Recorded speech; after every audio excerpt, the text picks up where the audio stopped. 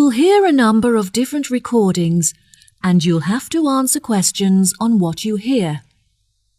There will be time for you to read the instructions and questions, and you'll have a chance to check your work. All the recordings will be played once only. The test is in 4 sections.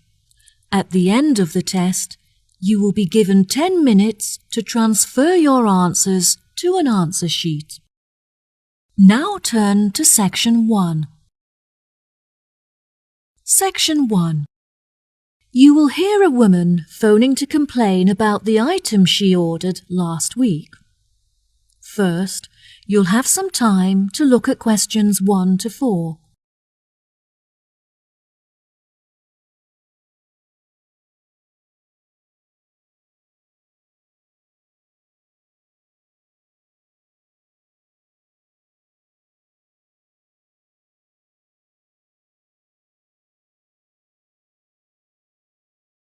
You will see there is an example that has been done for you.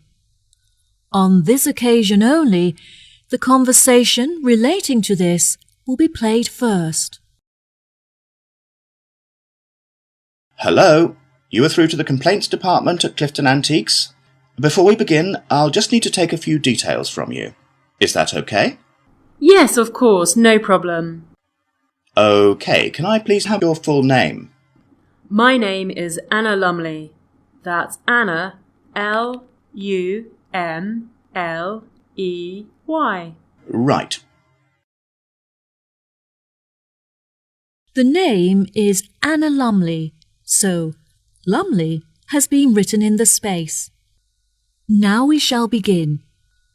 You should answer the questions as you listen, because you will not hear the recording a second time. Listen carefully and answer questions 1 to 4. Hello, you are through to the complaints department at Clifton Antiques. Before we begin, I'll just need to take a few details from you. Is that okay? Yes, of course, no problem. Okay, can I please have your full name? My name is Anna Lumley. That's Anna, L-U-M-L-E-Y. Right, and could you give me a contact number which we can use to reach you during the week? My mobile phone number is 077-876-345. Okay, great. How can I help you today, Anna? I ordered a large number of items from you last week on the 20th of February and was expecting them to be delivered on the 27th. However, only half of the shipment has arrived. I just want to make sure that they haven't been lost in transit. Right, okay. I'm sorry for the inconvenience. Let me track the parcel and see if I can find out when you should expect to receive the rest of your items. What did you list as the delivery address? I arranged for the parcel to be delivered from your warehouse on Ardale Road to my work address at 235 Ackendale Road. What was it, sorry? 235 Ackendale Road. A-K-E-N-D-A-L-E.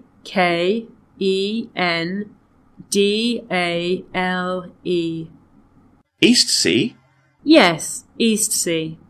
Right, okay. I've found your parcel here on our system. I can see that you've received your shipment, however, nothing is mentioned about the missing items.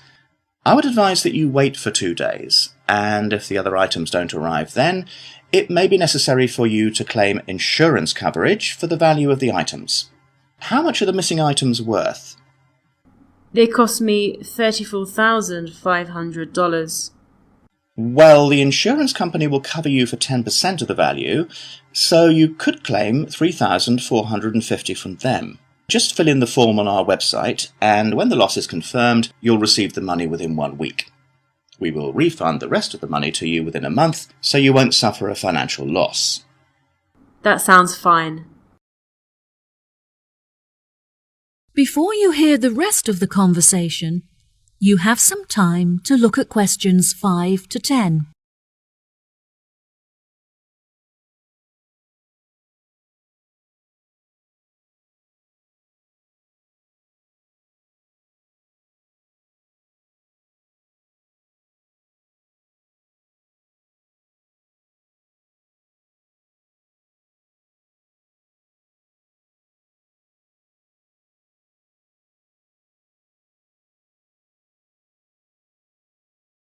Now listen and answer questions 5 to 10. I'll just need to take a list of the missing items from you so we can check it against our records. Is that okay? Sure, no problem.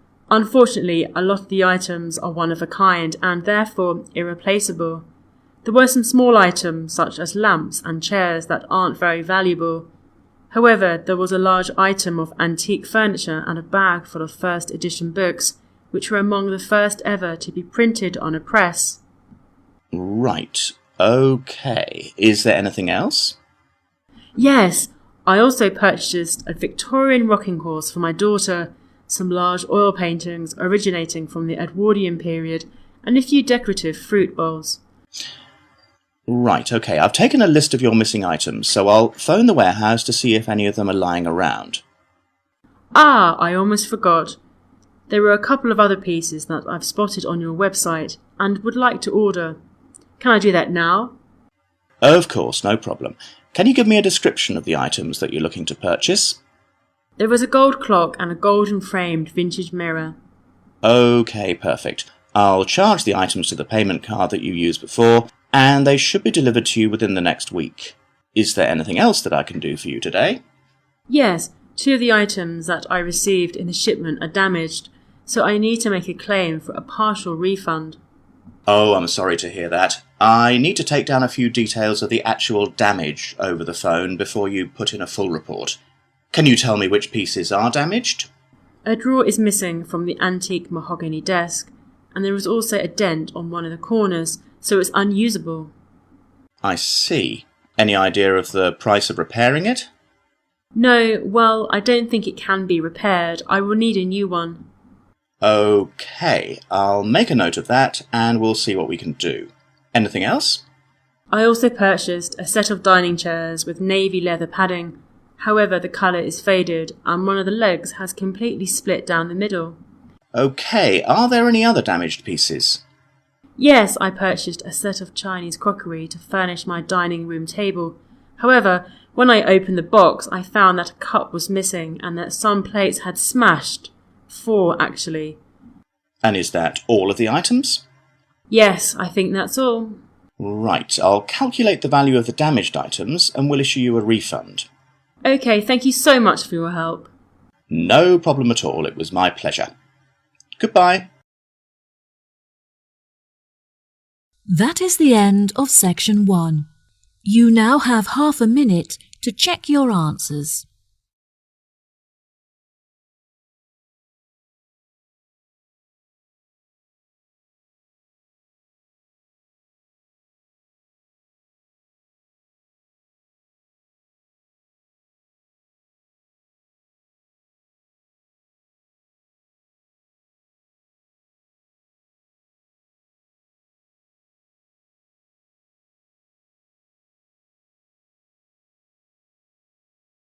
Now turn to section 2. Section 2. You will hear a tour guide introducing a resort called Mangrove Tree. First, you'll have some time to look at questions 11 to 17.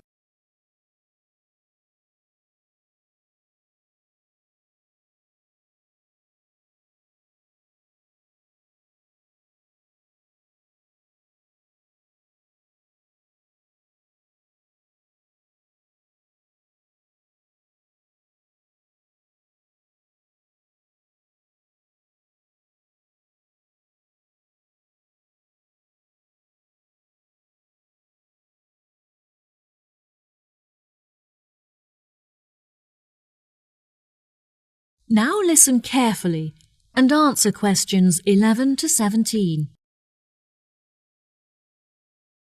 Welcome to all of you. Can everybody see and hear me? Good. I'm David, your guide for this tour of the Mangrove Tree Resort. I'll start today with some general background information. As there have been a number of changes made, I printed the map of the new complex for each of you. And I'd just like to point out where everything is, and then you can take a look at it for yourself. Basically, the best feature of our new location is that we have our own private beach, which is on the left and accessible directly from the hotel. Now we're standing at the information desk and we're going to look at the views in each direction. Out to the west there's a gift shop where guests can shop for small trinkets made by local villagers from shells and starfish.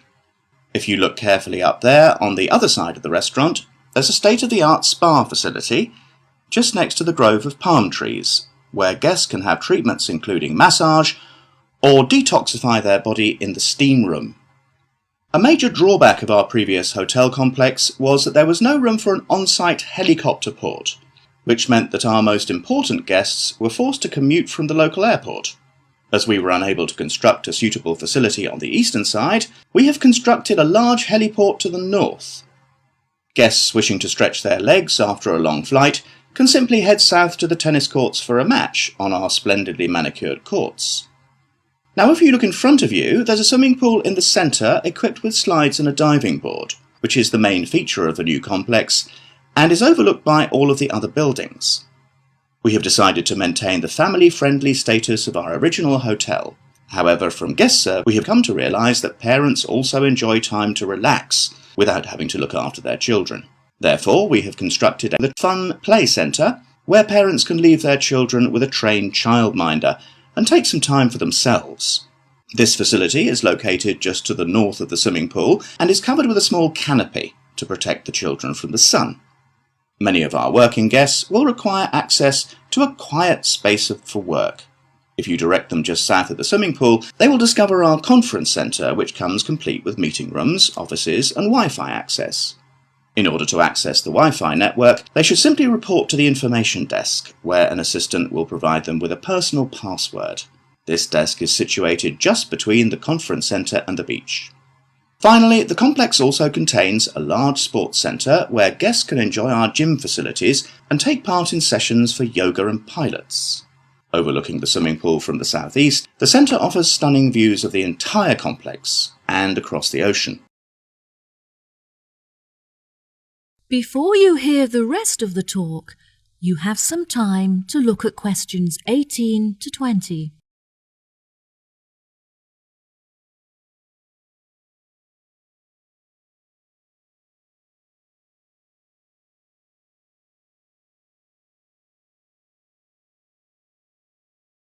Now listen and answer questions 18 to 20.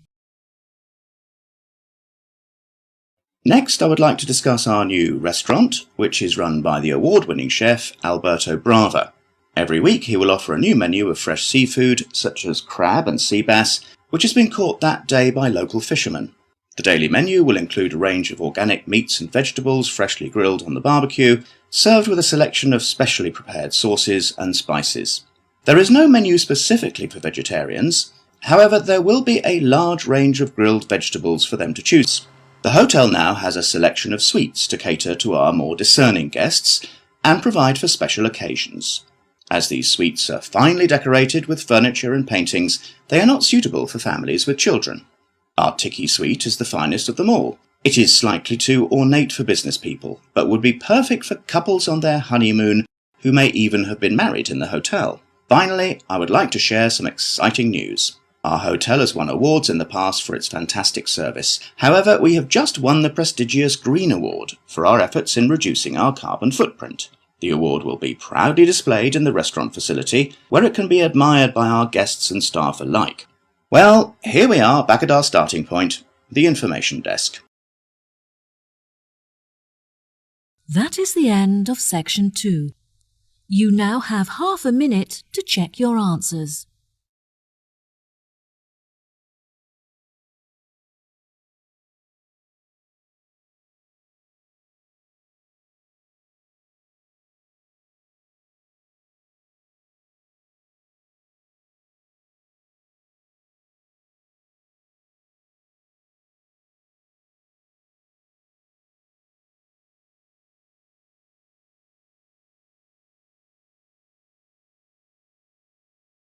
Now turn to section 3.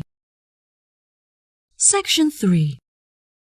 You will hear a conversation between two students, James and Kate, talking about their studies and part-time jobs. First, you'll have some time to look at questions 21 to 25.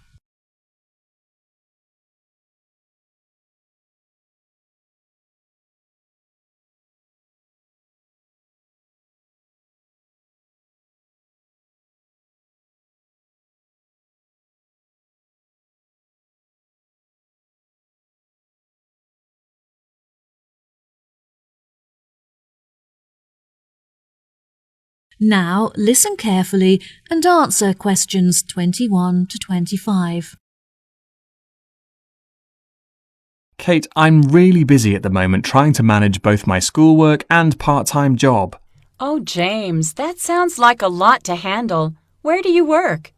I managed to get a job working in the local bakery, learning how to make bread and cakes. Since I'm studying business, it's really useful to experience at first hand how a shop is run and interact with the customers. Wow, it sounds really interesting. I'd love to come in and try the produce one day. Is it nearby? It's about 15 minutes away, which is frustrating because it's too far to walk from my house and I have to drive there. Despite the commute, my tutor recommended it to me as it's renowned in certain circles for being a very well-run and successful business. Is it a part of the Kingfisher Bakers chain? No, it's an independent family-run store, which is good because they're really supportive and eager to help me with the information I need. How do you find the theoretical aspect of the schoolwork? I find the practical work far more interesting, but my tutors are really enthusiastic and I get on well with my classmates, which makes the lessons a lot more enjoyable. Also, I recently found out that I can complete the theoretical aspects of the course within 1 year because of the practical experience I'm getting. Wow, that's great. I know, I was so relieved. I find the theory pretty hard to understand, so I was really worried about taking it for another year. Do you get assessed every term or just once at the end of each academic year? No, there's an assessment every term, which is great because it really takes the pressure off. In the first term, it's really relaxed. You conduct your own experiments on your topic of choice, and then everyone in your class assesses each other as a practical exercise. It's just a shame that practical experience doesn't count towards the grades. Yes, that's true. Anyway, enough about me. What are you studying? Oh, I'm not sure what I want to study yet, but I've been making enquiries about the English language course. Do you know what career path you're interested in following? Since Spanish is my first language, I thought that studying English would be really beneficial if I decided to apply for a job in England. I really enjoy art, and I'm very creative, but I don't think that becoming an artist is a very practical choice. I was thinking of using my passion for art in a different way, like working as a curator in an art exhibition, for example. Wow, that sounds really interesting. I think you'd be good at that. The problem is that the course is very expensive, as you have to buy materials yourself, and they don't offer any scholarships to cover expenses. I need to order a catalog of the courses on offer so I can see if there are any other modules that might perhaps be cheaper to study. Luckily, the courses don't start until September, so at least you have plenty of time to get organised. I can't believe I have to wait until September. I'm already so excited about starting. Before you hear the rest of the conversation, you have some time to look at questions 26 to 30.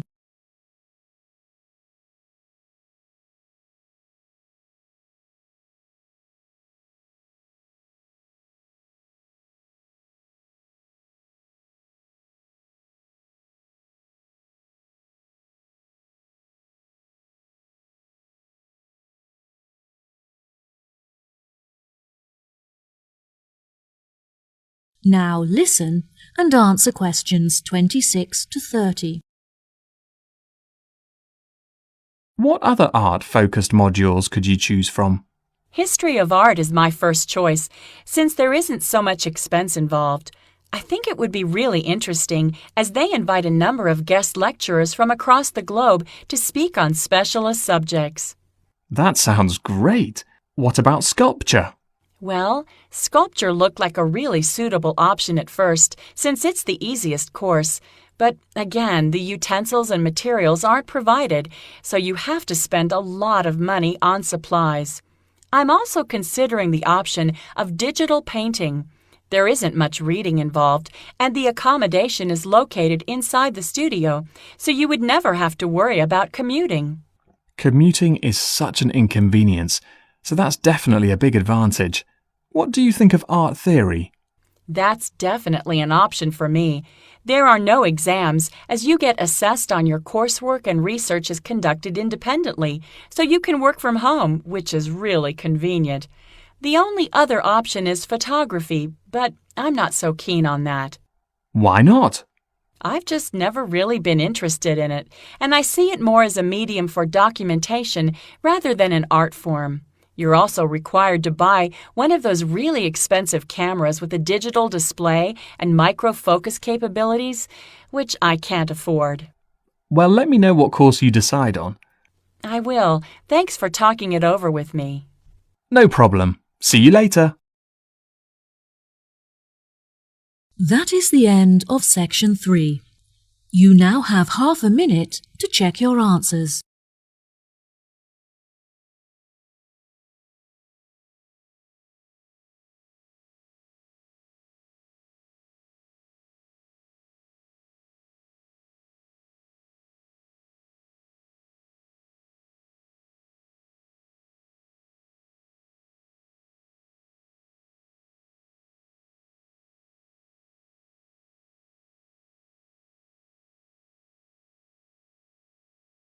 Now turn to section 4.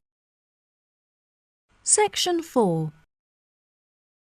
You will hear a talk on the subject of birds in New Zealand. First, you have some time to look at questions 31 to 40.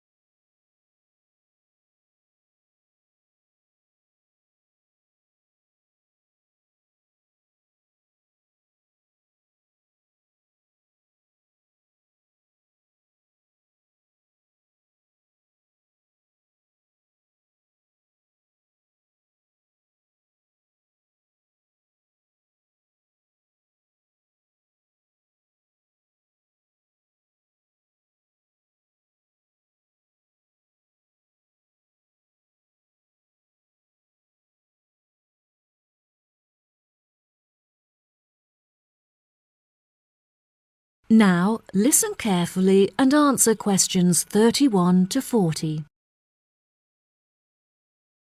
Good morning, everyone. Today we're going to look at birds native to New Zealand, delving into the facts and exploring methods of protecting these species from extinction. It may surprise you to hear that there are thousands of bird species that are endemic to New Zealand. That is to say, that they are not found anywhere else on the globe. Since most of these birds live on a diet of freshly caught fish, they often nest along the coastline, or if they need to catch freshwater fish, the neighbouring river. Once they have mated, the female birds will collect twigs and pieces of debris to build nests where she can safely hatch her eggs out of the reach of predators. When humans arrived in New Zealand about 700 years ago, rats were carried on the ships with them. The rats flourished in the warm climate and put pressure on the native bird populations, in particular on the flightless species. In 1984, researchers found that only 3 pairs of flightless bird species remained in existence, and that even these faced severe threats. New Zealand is now a world leader in facilitating the recovery of severely endangered species from the brink of extinction. Every year, researchers carry out surveys in order to monitor the fluctuating levels of bird numbers and species living in New Zealand. Due to the migration patterns of many of the species, it is particularly hard to estimate the bird numbers accurately, since many may have flown to other countries in search of mates and warmer climates, and thus not appear in the survey. Bird numbers are also particularly sensitive to environmental influences, in particular to those related to human activity. Everyday activities, such as farming or constructing a home, can have a massive impact on the local populations. Forests that serve as a habitat for thousands of birds can be entirely eradicated to make fields for crops or to provide wood for construction, having a disastrous impact. It is not only the human influence that threatens the future of many bird species, since many predatory animal species have flourished in New Zealand. One of these species is the mantane snake, which was introduced from Australia and has decimated the population of killdeer birds. These birds nest on the ground and often return to find that their eggs have been devoured by the egg-eating snakes. One cannot dismiss, of course, the pressure that nature itself imposes on the survival of many bird species. Natural disasters, such as storms, can be devastating, tearing apart forests and leaving thousands of destroyed nests in their wake. Monsoons flood the rivers and often drown many of the flightless bird species that are unable to escape. Unfortunately, the greatest threat to bird numbers in New Zealand is illegal hunting, which is almost impossible to prevent. Many endangered bird species are on display at the National Zoo, and it is essential that urgent measures are taken to protect them. The zoo recently employed an expert in bird protection, who recommended that they should employ a guard to protect their birds from poachers. The expert also pointed out that the birds can become very stressed in situations where the public are able to approach them too closely, suggesting that the administration install a fence network to keep the public a safe distance away from the birds. Despite this threat to birds in captivity, it is the freely roaming birds that are most at risk. Efforts are being made to educate people on how they can contribute towards protecting birds that are living in the wild. Finally, research has shown that one of the most effective methods of informing the public on the importance of protecting the bird populations is through the media. I advise you all to read the articles written on this topic in specialist journals, and also carry out research on the internet. Each and every one of you could make an enormous contribution to the protection of birds if you put your mind to it. That is the end of section 4. You now have half a minute to check your answers.